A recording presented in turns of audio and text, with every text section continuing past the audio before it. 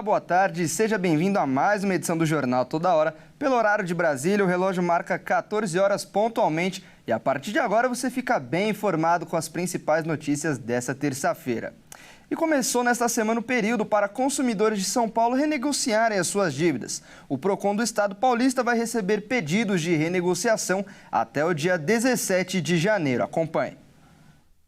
O PROCON de São Paulo realiza até o dia 17 de janeiro a segunda edição do Renegocia, mutirão do Sistema Nacional de Defesa do Consumidor, para negociar dívidas bancárias e não bancárias e prevenir o superendividamento. Conforme o Renegocia, os consumidores podem registrar suas dívidas, apresentando uma proposta de pagamento ou solicitando ao credor uma outra condição mais favorável para a quitação do débito. Os débitos que podem ser renegociados são os referentes à energia elétrica, água, planos de saúde, dívidas bancárias e não bancárias, com exceção de financiamento de imóveis, aquelas que tenham bens como garantia e crédito rural. O cadastramento pode ser feito direto no site do PROCON ou presencialmente, mas deve ser feito o agendamento em algum dos 3 endereços na capital paulista. No litoral e interior, os consumidores interessados no programa podem procurar as unidades do PROCON ou registrar o caso diretamente no site do órgão. E o presidente Lula fez um apelo para que as medidas do pacote fiscal não sejam desidratadas. A informação foi dada pelo ministro Fernando Haddad, que se reuniu com Lula em São Paulo. O ministro da Fazenda, Fernando Haddad, se reuniu com o presidente Lula para debater as medidas fiscais em votação no Congresso Nacional. No encontro, o presidente foi atualizado sobre as alterações feitas no texto da reforma tributária.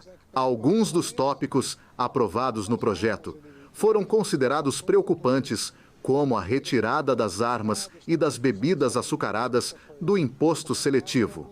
Haddad também apresentou ao presidente as propostas apresentadas pelos relatores do pacote fiscal, que devem alterar o projeto de lei complementar e a proposta de emenda à Constituição, enviados pelo governo ao Congresso Nacional.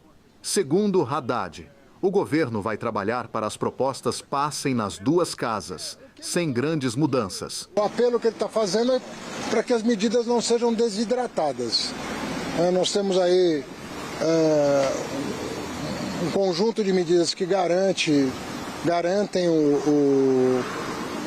a robustez do arcabouço fiscal. Nós estamos muito convencidos de que vão continuar cumprindo as metas fiscais nos próximos anos. Aliás, para surpresa, de alguns, nós não só não alteramos, como vamos cumprir a meta de 2024. Ele pediu um quadro detalhado para falar com os líderes, para garantir que não tenha desidratação nas medidas fiscais e que a reforma tributária possa ser sancionada este ano com eventuais, uma conciliação entre Senado e Câmara em torno do que foi alterado. E olha só, a crise política na Alemanha teve um importante capítulo com a derrota do governo na votação de confiança no parlamento. O caminho está aberto para eleições antecipadas em fevereiro. Vamos ver. O parlamento alemão rejeitou uma moção de confiança ao governo proposta pelo chanceler Olaf Scholz. O resultado abre caminho para a realização de eleições antecipadas em 23 de fevereiro. Scholz convocou uma moção de confiança no Bundestag, a Câmara Baixa do Parlamento, onde ele perdeu a maioria após a implosão da aliança entre os social-democratas, ecologistas e liberais.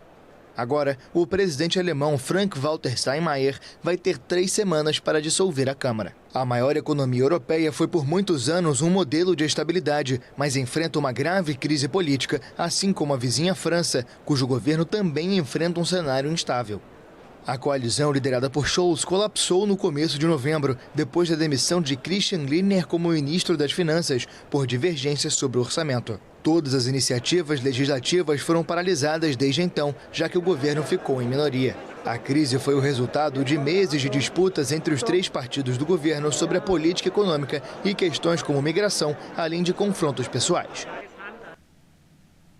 E E agora vamos falar de esportes. Ronaldo Fenômeno surpreendeu ao anunciar os seus planos como futuro presidente da CBF. Ele disse que a sua principal motivação é trazer o reconhecimento a nível mundial da seleção brasileira. Vamos ver. O craque artilheiro e campeão com a seleção brasileira anunciou que tem planos sólidos de se tornar o próximo presidente da CBF. Ronaldo Fenômeno viaja esta semana ao Brasil para começar os processos da candidatura, buscando o apoio de clubes e entidades. Para oficialmente se tornar candidato, Ronaldo precisa do apoio de pelo menos 4 federações estaduais e 4 clubes.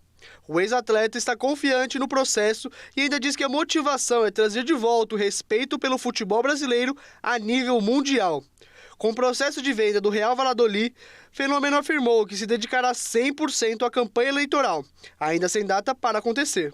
O mandato de Edinaldo Rodrigues vai até março de 2026 e terá um período de espera de 1 ano antes do fim do mandato para convocar as eleições presidenciais.